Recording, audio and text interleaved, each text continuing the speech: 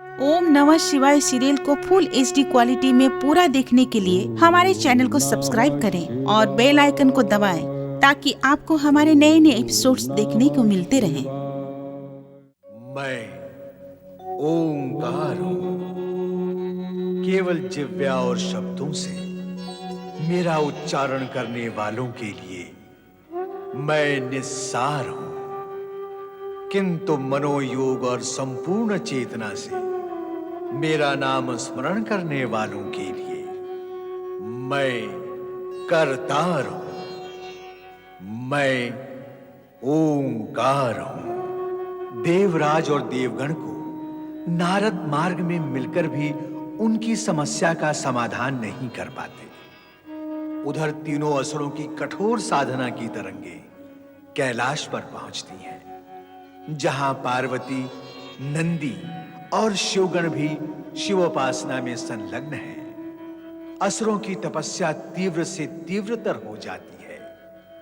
ऐसे ही समय में देवराज देवगण सहित शिव के पास आकर अपनी व्यथा प्रकट करते हैं। स्वर्गलोक में शची देवराज के न लौटने से चिंतित है। नारद विष्णु लोक पहुंचकर श्री हरि विष्णु व लक्ष्मी जी को तारक पुत्रों की कथा सुनाते हैं।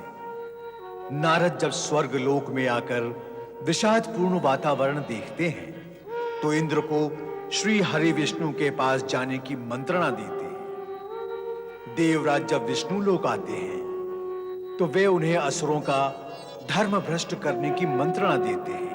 रंभा और मेनका द्वारा तारकाक्ष की तपस्या में विघ्न डालने का प्रयास विफल होने पर क्रुद्ध तारकाक्ष अपने सैनिकों द्वारा दोनों को स्वर्णपुर से नीचे फेंकवा देता है। ईश्वर देवगुरु बृहस्पति देवगण को श्री हरि विष्णु के पास जाने की मंत्रणा देते हैं। देवर्षि नारद भी वहां पहुंचते हैं। नारायण नारायण। श्री हरि विष्णु, माता लक्ष्मी, नारद का प्रणाम स्वीकार करें। क्या बात है नारद, बहुत उतावले और विकल दिखाई दे रहे हो। श्री हरि, आपके प्रश्न का तो उत्तर मिल ही जाएगा, परंतु आप सर्वप्रथम मुझे ये बताएं कि आपने मुझे ये कैसा जीवन दिया है। पराई अग्नि में मैं हाथ जलाते ही रहता हूं। अर्थात असफलता का समाचार लाए हो। प्रभु, आप तो सर्वज्ञ हैं। देवराज इंद्र ने मेनका और रंभा को असुरों का तप भंग करने के लिए भेजा, परंतु क्या हुआ? असुरों ने मेनका और रंभा को उठाकर फेंक दिया और देवराज इंद्र फिर दुखी के दुखी। श्री हरि, देवराज इंद्र का कोई उपाय करें। उपाय तो स्वयं उन्हें ही करना होगा, मैं तो केवल मार्गदर्शन ही कर सकता हूँ। आपने मार्गदर्शन तो किया था श्री हरि, परंतु देवराज इंद्र सही संकेत नहीं समझ सके और परिणाम उल्टा हो गया। मैंने संकेत दिया कि असुरों की शक्ति को क्षीण करें, पर देवराज नहीं समझे, तो मैंने धर्म भ्रष्ट होने का सत्य प्रकट किया। वैसे ब्रह्मा, विष्णु और महेश, हम तीनों धर्म के रक्षक हैं। धर्म भ्रष्ट करने की प्रेरणा देना हमारा कार्य नहीं है। इतने पर भी तारक पुत्रों के भय से पीड़ित देवराज को स्पष्ट कहा गया, पर वे लाभ नहीं उठा सके। प्रभु, कोई ऐसा सरल उपाय बताए जिसका वो लाभ उठा सके। जगदीश्वर श्री हरि विष्णु की जय हो, माता महालक्ष्मी की जय हो। देवगण को स्मरण किया और देवगण उपस्थित हुए। हे जगदीश्वर, क्या हम कभी भी चिंता और भय से मुक्त नहीं हो सकेंगे? देवराज, इस भय और चिंता का कारण मैं नहीं हूं। मेरा अभिप्राय यह है प्रभु कि कोई उपाय करें। देवराज, असुरों की आसुरी वृत्ति जागृत हो तो कुछ उपाय हो सकता है। ये कार्य देवगण को ही करना होगा, अथवा उनके शुभ चिंतक नारद इस कार्य को करें। मैं असुरों की आसुरी वृत्ति जगाऊं? नहीं भगवान, नहीं। यदि वो जाग गई तो मुझे सोना पड़ेगा। एक और उपाय है। क्या है वो उपाय देवी? श्री हरि का एक तापसी भक्त है, ब्रह्मदत्त, जो विष्णु भक्ति करके श्री हरि से तीनों लोकों में कहीं भी जाने की क्षमता तथा अपूर्व वाक सिद्धि का वरदान प्राप्त कर चुका है। क्यों स्वामी? यदि उससे इस कार्य में सहयोग लिया जाए तो कैसा रहेगा? देवी सरस्वती के सत्संग का प्रभाव प्रकट हो रहा है। ज्ञान और विद्या की देवी के सामर्थ्य से तुम्हें लाभ हुआ और अब देवगण को भी होगा। ये तापसी भक्त ब्रह्मदत्त कौन है? वही जिसके पास अब तुम्हें जाना होगा। मुझे? मैं वहां जाकर क्या करूंगा प्रभु? देवराज और देवगण की सहायता करेंगे। तुम वहां जाकर ब्रह्मदत्त को स्थिति स्पष्ट कर दो और अपना उद्देश्य भी बता दो। तुम्हारी इसी प्रेरणा से वे तारक पुत्रों को भ्रमित करने में अवश्य सफल हो जाएगा। नारद, अब विलंब ना करो। शांताकारं भुजगशयनं पद्मनाभं सुरेशं विश्वधारं गगनसदृशं मेघवर्णं शुभांगं लक्ष्मीकान्तं कमलनयनं योगिभिर्ध्यानगम्यं वन्दे विष्णु भवभयहरणं सर्वलोकैकनाथं।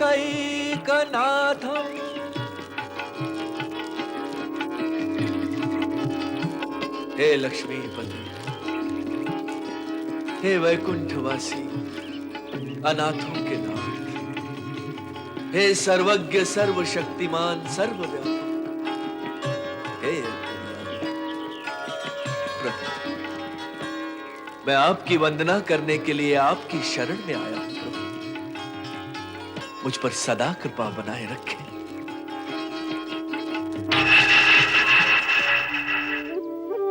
भक्त ब्रह्मदत्त। प्रभु, प्रभु की कृपा भक्त की भक्ति का ही परिणाम होती है। भक्ति की भावना तो इस भक्त के मन भवन में है प्रभु। जिसका ज्ञान तुम्हारे आराध्य को है, उसे शब्दों का रूप ना दो भक्त। हे श्री हरि, तो मुझे ऐसा ज्ञान देने की कृपा करें जो मुझे अब तक प्राप्त नहीं हुआ। इसके लिए तुम्हें अपने आश्रम से बाहर आकर मायावी जगत में प्रवेश करना होगा। करूंगा श्री हरि, केवल आप आज्ञा करें। कब, कहां, कैसे प्रवेश करना? हे तापसी ब्रह्मदत्त, हमारे परम भक्त नारद के निर्देशानुसार तुम्हें ऋषि चारवाक नीति का प्रयोग करना है तथा तीनों तारक पुत्रों तारकाक्ष, कमलाक्ष और विद्युन्माली को शिव भक्ति से विमुख करके उनमें असुरी उन्माद जगाना है। देवताओं के हित के लिए तुम्हें यह कठिन कार्य संपन्न करना ही होगा। कठिन? कठिन कैसा प्रभु? जिस कार्य के करने में आपकी आज्ञा शक्ति साथ है, वो कार्य अब कठिन कहां रह गया प्रभु? मैं करूंगा, अवश्य करूंगा। आपकी आज्ञा हो और वह कार्य मैं ना करूं, क्या ऐसा संभव है प्रभु? कदापि नहीं। फिर यह कार्य करने से हित देवियों का होता है या देवताओं का, यह विचार करना मेरा कार्य नहीं है प्रभु। मैं तो बस आपका चरण दास हूं। आपकी आज्ञा मानकर ही यह कार्य करूंगा। असुरों में आसुरी उन्माद जगाने का कार्य। किंतु हे प्रभु, रीति नीति का आग्रह तो यही है कि असुरों में सात्विक वृत्ति जगाने से जन कल्याण होता है। परंतु हे प्रभु, आपकी माया का न कोई पार है न कोई पारावार है। आप तो असुरों को जो शिव भक्ति में प्रवृत्त हैं, उन्हें शिव भक्ति से विमुख करवाने का कार्य मुझसे करवाना चाहते हैं प्रभु। मैं ये कार्य करूंगा, अवश्य करूंगा।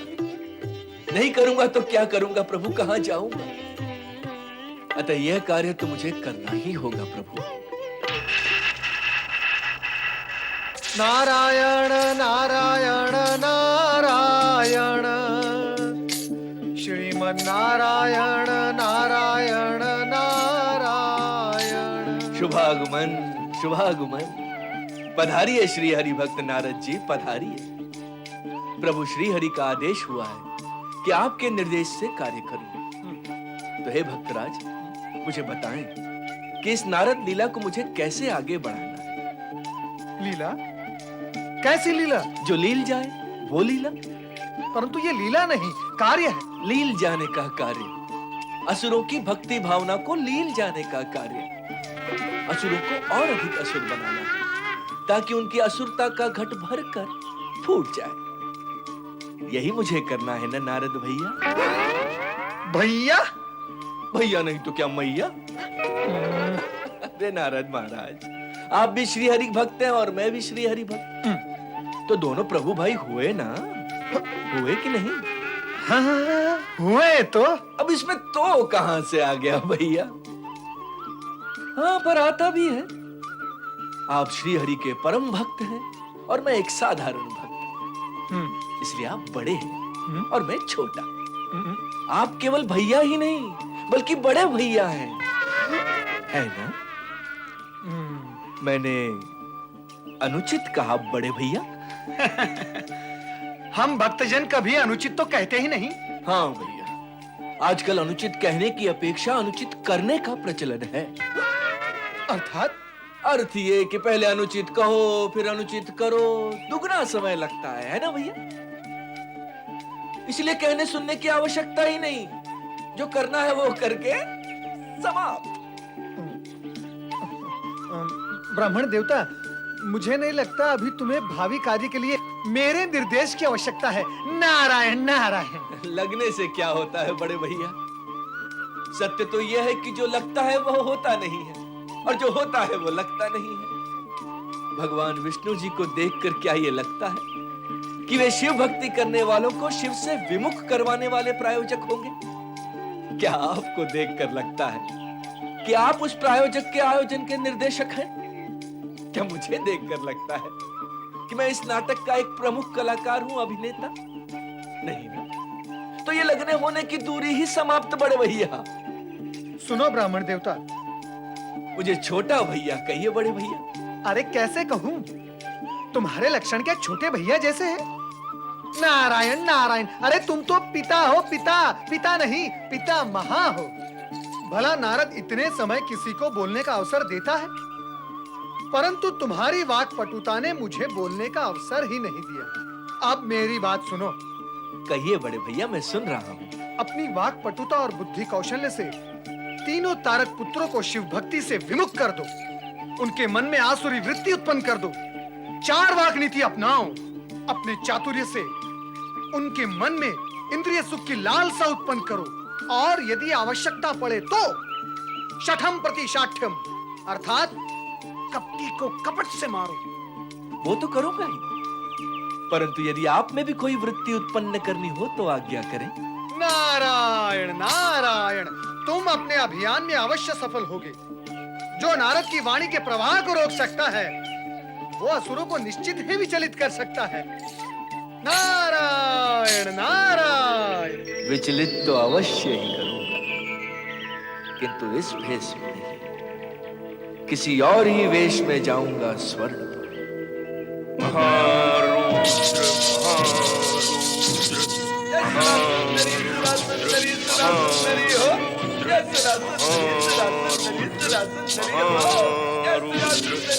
क्षमा क्षमा सुरराज, क्षमा।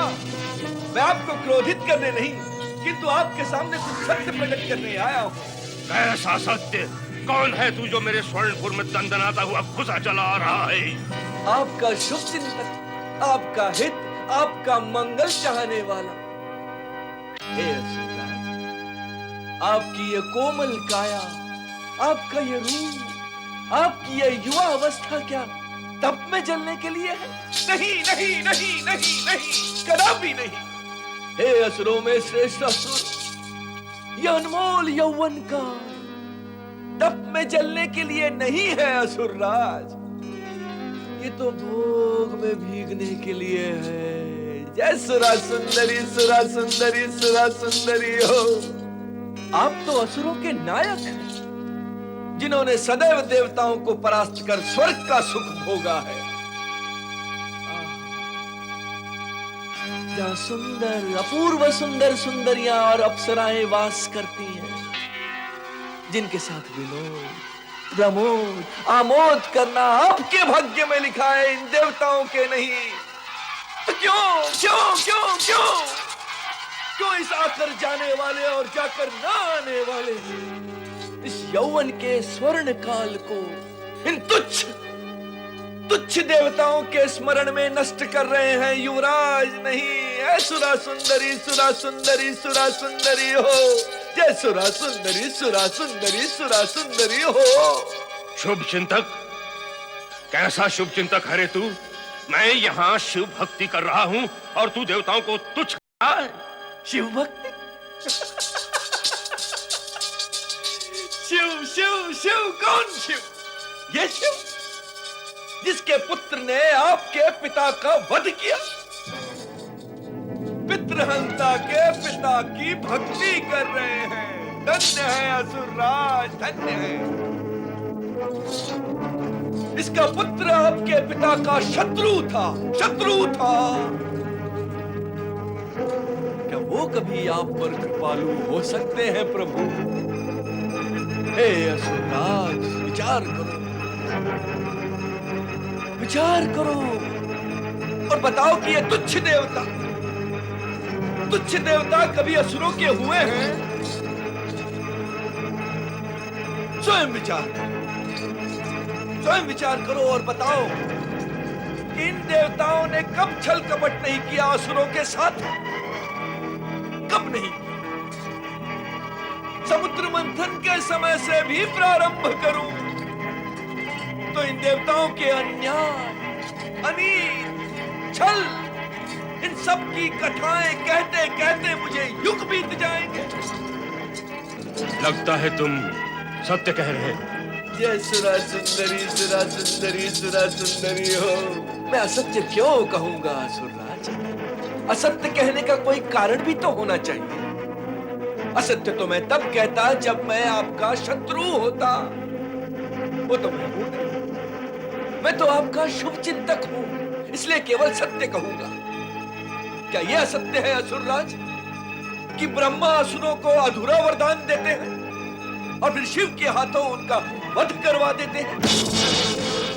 क्या यह भी असत्य है कि विष्णु असुर विरोधी है? जब ये तीनों असुरों के शत्रु हैं तो शिव की आराधना आपको लाभ कैसे पहुंचाएगी असुरराज? तुम्हारे तर्कों से स्पष्ट है कि तुम हमारे शुभ चिंतक हो।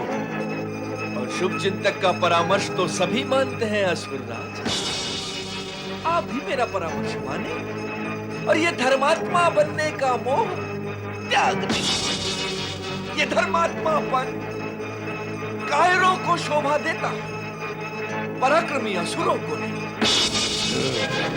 अपने बाहुबल से और पराक्रम से और पुरुषार्थ से वैभव और सुख संपदा अर्जित करें और संपूर्ण भोग विलास का आनंद प्राप्त करें। आप असुरों का जन्म तो तीनों लोकों पर शासन करने और भोग विलास के लिए ही हुआ है असुरराज। जय सुरा सुंदरी सुरा सुंदरी सुरा सुंदरी हो। आरंभ में मैं भी ऐसे ही सोचता था। तब सोचते थे, अब कर डाले। सोचने को यदि करने तक नहीं लाया जाता तो जीवन बड़ा दुखी हो जाता है। अतः आपने जो जो सोच रखा है वो कर डाले, जो नहीं सोचा वो भी सोचे और कर डाले। पर जो नहीं सोचा वो कैसे सोचूं? सोचने में दुविधा है तो सोचना ही छोड़ दे। बिना सोचे समझे बस कर डाले। पर क्या करूं और कैसे करूं? आनंद करे आनंद। जय सुरा सुंदरी सुरा सुंदरी सुरा सुंदरी हो। आप तीनों भाई मिलकर तीनों लोगों को आतंकित करें, देवताओं से स्वर्ग छीनकर तीनों लोगों पर अपना साम्राज्य स्थापित करें। आपके पूर्वजों ने क्या किया? यही सब किया, अर्थात यही सब किया। आप देवताओं से स्वर्ग छीनने और भोग विलास के कार्य में प्रवृत्त नहीं होंगे तो वह आपके पिता और आपके पूर्वजों की आत्मा पीड़ित नहीं होगी? अवश्य होगी। अरे हम तीनों भाई मिलकर उनकी आत्मा की शांति को वही करेंगे जो उन्होंने किया। ये शिव भक्ति हमारे हित में नहीं है। जय सुरा सुंदरी सुरा सुंदरी सुरा सुंदरी हो। अरे स्वामी का मुख क्या देख रहे हो? इनके लिए सुरा और सुंदरी की व्यवस्था करो। स्वर्णपुर में नृत्य और संगीत की मादकता छा जाने दो, अवश्य। ताकि स्वामी प्रसन्न होकर आप पर पुरस्कारों की वर्षा वर्षा कर दे। अवश्य अवश्य। जय सुरा सुंदरी। या सुरा सुंदरी, सुरा सुंदरी, सुरा सुंदरी हो। महारुद्र संगीत, ये मनमोहक संगीत ये कहां से आ रहा है?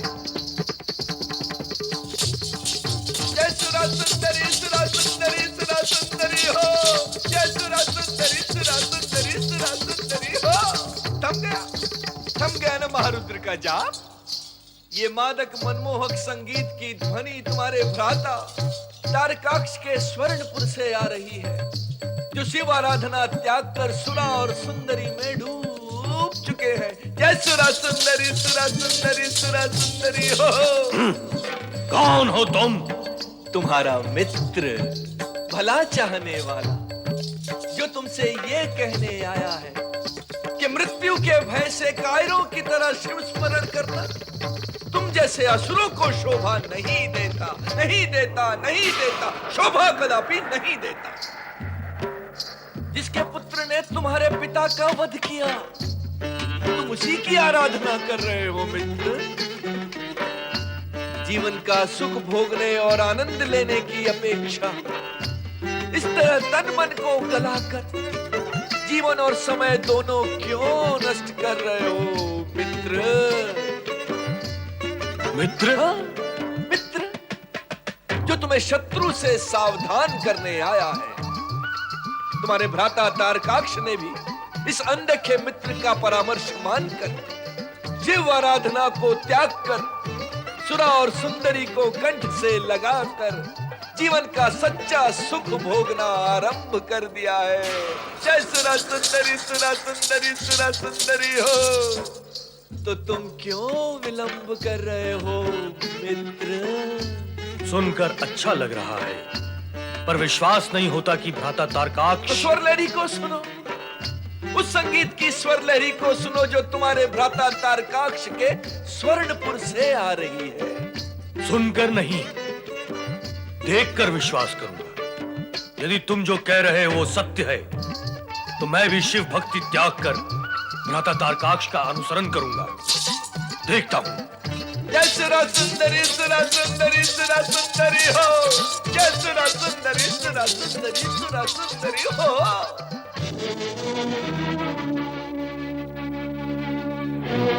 भ्राताश्री, कमलाक्ष, सुरा और सुंदरी ही असुरों के जीवन का एकमात्र लक्ष्य है, न कि शिव आराधना। सुरा सुंदरी,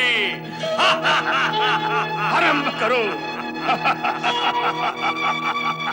तो मित्र नहीं, कपटी हो, छलना चाहते हो मुझे। शांति, शांति, शांति। क्रोध मस्तक के भीतर तभी प्रवेश करता है जब बुद्धि बाहर आ जाती है। क्रोध को मस्तक से बाहर रखो, बुद्धि स्वयं भीतर पहुंच जाएगी और तब तुम्हें पता चलेगा कि मैंने जो कुछ कहा है वो सत्य है।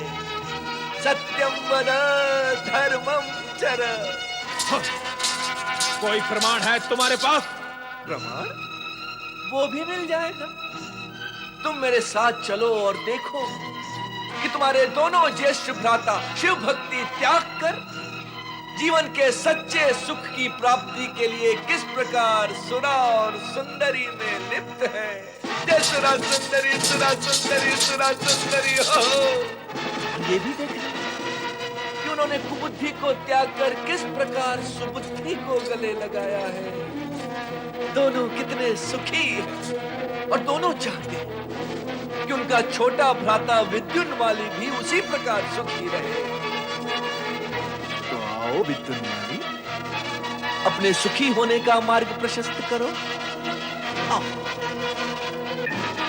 जय सुरा सुंदरी सुरा सुंदरी सुरा सुंदरी प्रभु, जय सुरा सुंदरी सुरा सुंदरी सुरा सुंदरी प्रभु।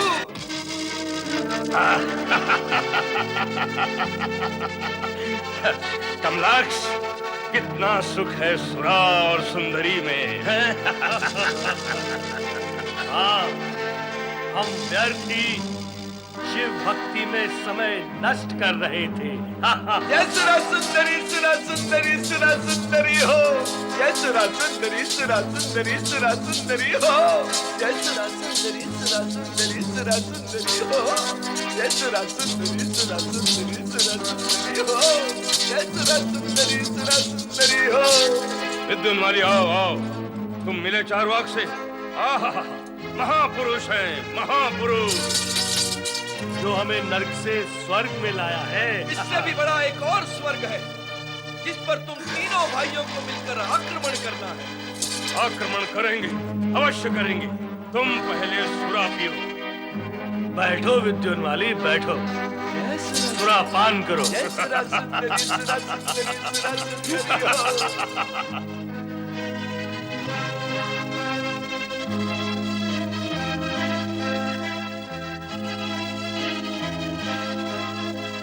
तो तुम भी सुरापान करो मित्र।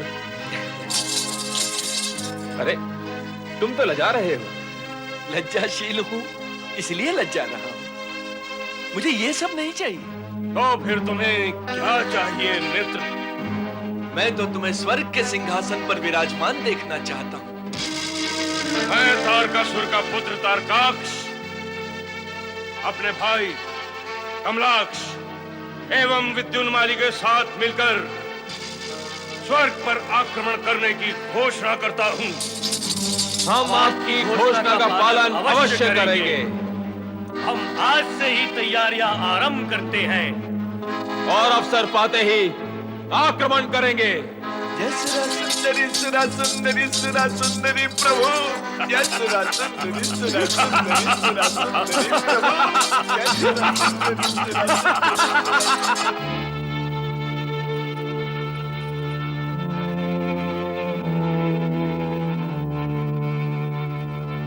अब तक कोई समाचार प्राप्त नहीं हुआ स्वामी। मन में चिंता बढ़ती ही जा रही है। चिंता करके भी हम क्या कर सकेंगे देवी शची? किंतु देवराज, श्री हरि विष्णु ने तारक पुत्रों का धर्म भ्रष्ट कराने के लिए जिस दूत को चारवाक बनाकर भेजा था, उसका समाचार अब तक तो आ जाना चाहिए। संभवतः चारवाक तारक पुत्रों के मायाजाल में फंस गए हैं। ऐसी अशुभ संभावनाओं को क्यों समीप आने देते हैं अग्निदेव? वर्तमान और अनिश्चित परिस्थितियां ही ऐसे विचार उत्पन्न करते हैं देवराज। ठीक कहा वरुण देव, परिस्थितियां ही आज परम सत्य बन गई। स्वामी, अग्निदेव की आशंका सर्वथा निराधार नहीं है। तारक पुत्र धूर्त हैं। उन्हें चारवाक की वास्तविकता का ज्ञान तो हो ही गया होगा। क्या ऐसे में वो उसे जीवित रहने देंगे? देवी शची, तुम भी हमारी चिंता कम करने की अपेक्षा उसमें वृद्धि कर रही हो। ऐसा क्यों सोचते हैं आप स्वामी? जो सत्य और व्यवहारिक है, उससे विमुक्त तो नहीं हुआ जा सकता।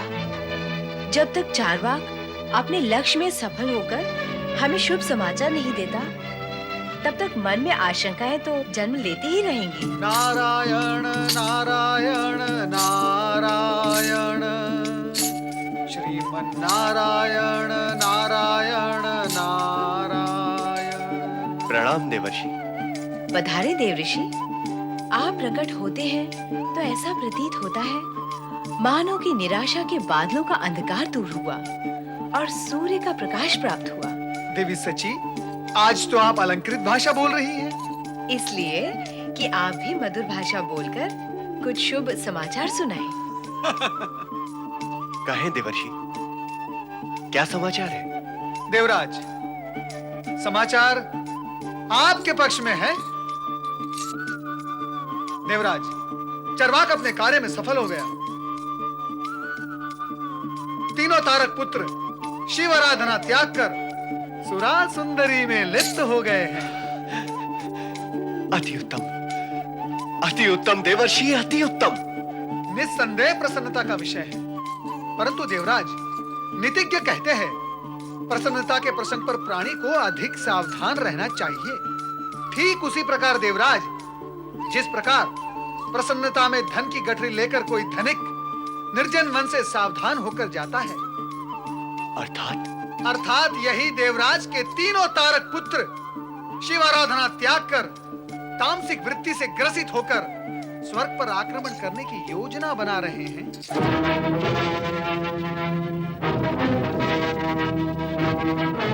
नारायण नारायण नारायण नारायण। पालनहार भगवान श्री हरि विष्णु रक्षक है तो चिंता कैसी देवराज? आप भगवान श्री हरि विष्णु पर विश्वास रखें, सब कल्याण ही कल्याण होगा। वे तारक पुत्रों की योजना कभी सफल नहीं होने देंगे। पर देवर्षि, ब्रह्मदेव ने तारक पुत्रों का वध भगवान शिव के हाथों होने का वरदान दिया है। ऐसे में श्री हरि विष्णु हमारी क्या सहायता कर सकेंगे? नारायण नारायण। देवराज, आपका ये कैसे और क्यों आपके ज्ञान पर प्रश्न चिन्ह लगा देता है? क्या आपको इतना भी ज्ञान नहीं कि ब्रह्मा, विष्णु, महेश इन तीनों की सम्मिलित इच्छा शक्ति से इस सृष्टि का कार्य संचालित होता है? क्या आप इस रहस्य से अनभिज्ञ है कि इन तीनों की इच्छा विभिन्न मार्गों से आकर एक ही बिंदु पर केंद्रित होती है? देवराज, यदि आप इतने सरल और स्पष्ट सत्य से अनभिज्ञ है तो मेरा आगे कुछ कहना या बोलना व्यर्थ होगा। क्षमा करें देवर्षि, क्षमा करें। देवराज का अभिप्राय आपको रुष्ट करने का कदापि नहीं है। भावी चिंता और आकांक्षा के कारण मन की शांति के निमित्त प्रश्न कर लेते हैं।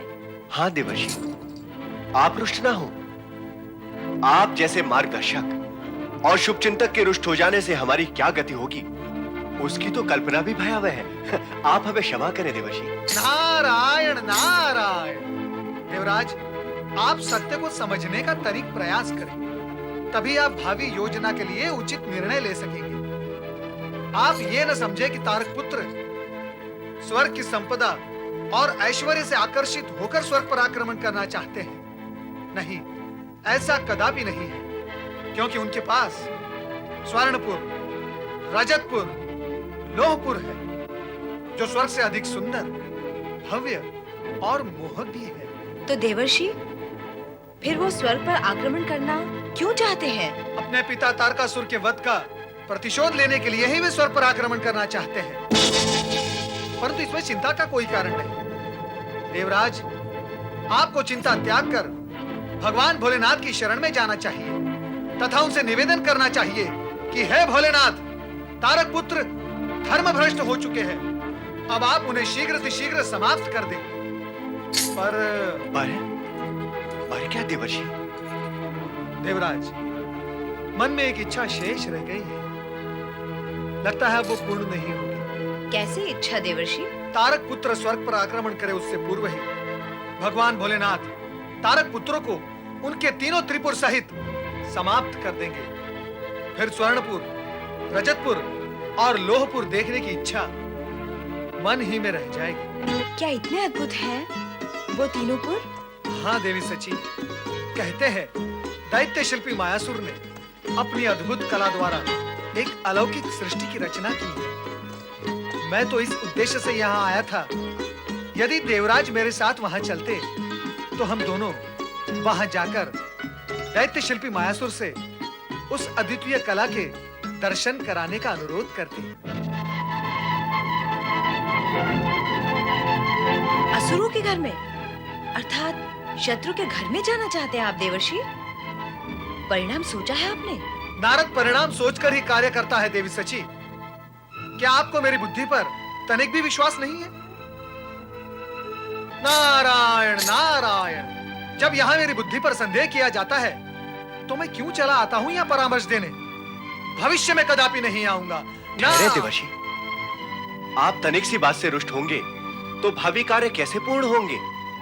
देवी सची, हम वहां जाकर दैत्यासुर माया शिल्पी से पूर्ण आश्वासन पाकर ही उन पुरों में प्रवेश करेंगे, अन्यथा नहीं। हाँ स्वामी, शत्रु के समीप तो सुरक्षा की व्यवस्था आवश्यक ही है। मेरा विचार है अग्निदेव, वरुण देव और मेघदेव के साथ साथ देवगण आपके साथ रहते तो मैं भी आश्वस्त होती। अवश्य, हमें भी तो त्रिपुर देखने हैं। देखें तो मायासुर ने कैसी अद्भुत सृष्टि की है। 1 से 2, 2 से 5। चलो हम सब चले मायासुर के पास। नारायण नारायण।